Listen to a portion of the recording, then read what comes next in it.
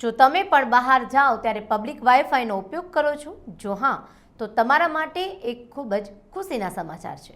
ભારત સરકારની PM વાની યોજનાના કેટલાક મોટા અને મહત્વપૂર્ણ ફેરફાર થયા છે.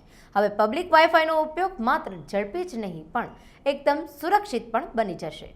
સરકારની PM વાની યોજનામાં હવે ઐતિહાસિક ફેરફારો થયા છે.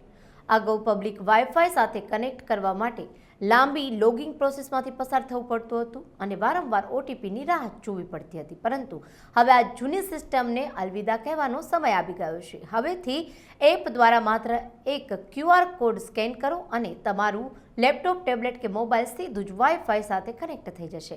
આનાથી તમારો કિંમતી સમય બચશે અને ઇન્ટરનેટ કનેક્ટિવિટી હવે બનશે સુપરફાસ્ટ. જી હા, સુવિધાની સાથે સુરક્ષાનો પણ મોટો પ્રશ્ન હતો.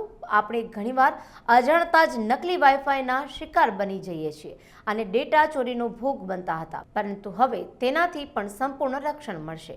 નકલી અને શંકાસ્પદ વાઈફાઈથી યુઝર્સને બચાવવા માટે ટેલિફોન વિભાગ હવે સત્તાવાર હોટસ્પોટ નામે પ્રમાણિત કરશે. આનો સીધો અર્થ એ છે કે હવે તમે અસલી સરકારી નેટવર્ક અને હેકર્સ બનાવેલા નકલી વાઈફાઈ નેટવર્ક વચ્ચેનો તફાવત આસાનીથી ઓળખી શકશો.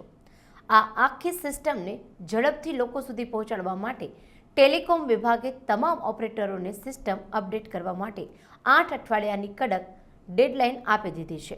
જુલાઈ 2026 સુધીમાં આ આખી અત્યાધુનિક સિસ્ટમ દેશભરમાં સંપૂર્ણપણે લાગુ થઈ જશે.